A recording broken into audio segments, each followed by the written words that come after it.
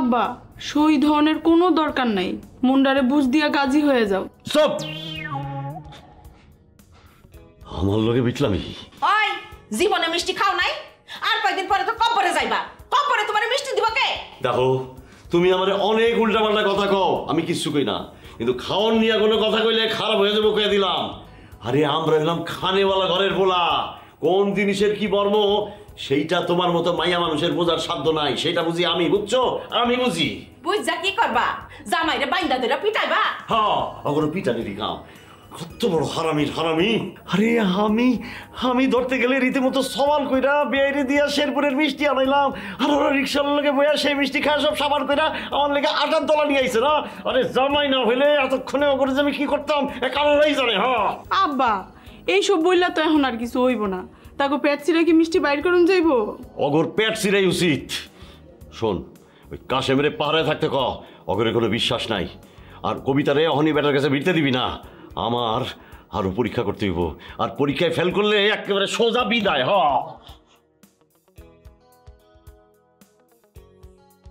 এই দোস্ত, এই কান কাটার যে ঘোষণা দিছে সে কি আসলে শালি না বউ?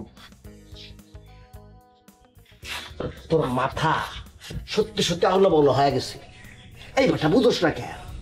তোর কিনা না শাড়ি পরে তোর শালি কি আমাদের সামনে আসবে? হইতে পারে এরকম?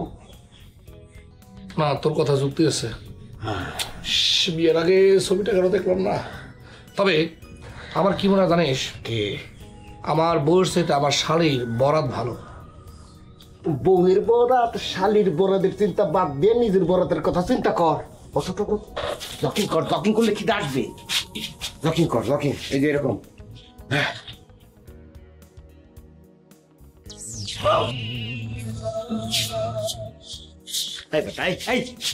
তোর এই শ্বশুর বাড়িতে এই জুব্বা জামা পরে আসতে বলছে কে? এখন সব এখন খুলে ফেলা। আমি জুব্বা জামা খুলে ফেলি, আমার বউ এসে দেখে ফেলা সবকিছু।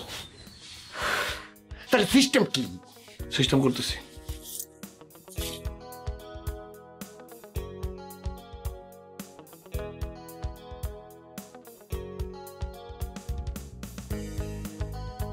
শ্বশুর শাশুড়ির কাপড়ে সালাম, শালির কাপড়ে সালাম। কেন বউর উপর বাদ রাখলি কেন?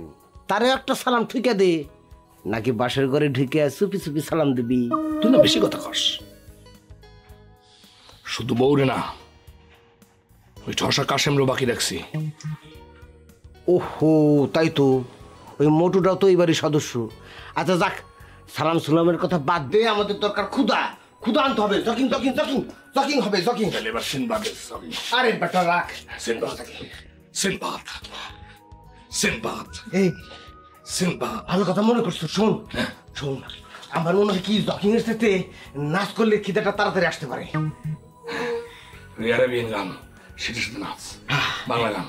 আমি রূপনগরের রাজকন্যা, রূপের জাদু এনেছি, ইরান তুরান পার করে আজ তোমার দেশে এসেছি। আমি রূপনগরের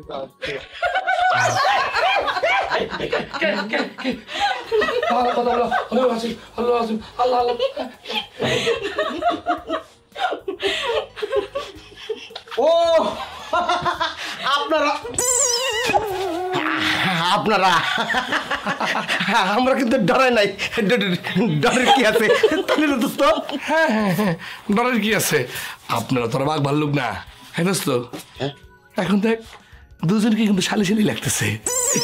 শোনেন, আমরা ডরাবো কেন?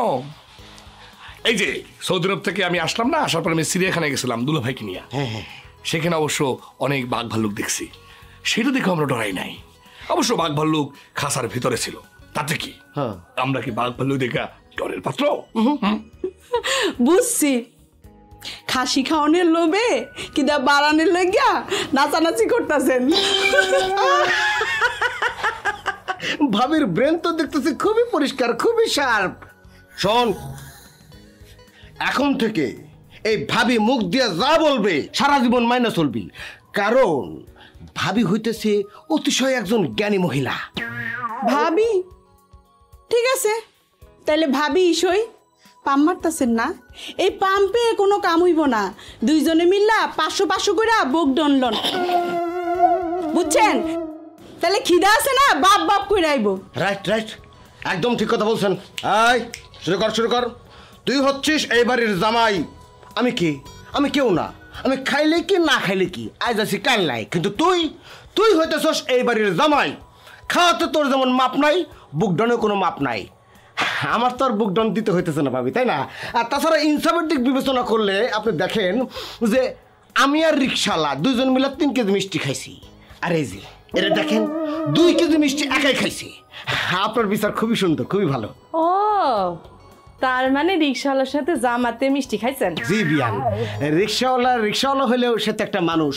আল্লাহ পাক তাকে সৃষ্টি করেছে। আমি নিজে কম খায়া তাকে বেশি বেশি খাওয়াইছি। কিন্তু এই যে দেখেন হৃদয়হীন পাষাণ একটা লোক, তার ওই 2 কেজি মিষ্টি থেকে একটা মিষ্টি সে গরিব ইনসান মেহনতি মানুষটাকে দান করে নাই, নিজে একলা কতকত করে গিলছে।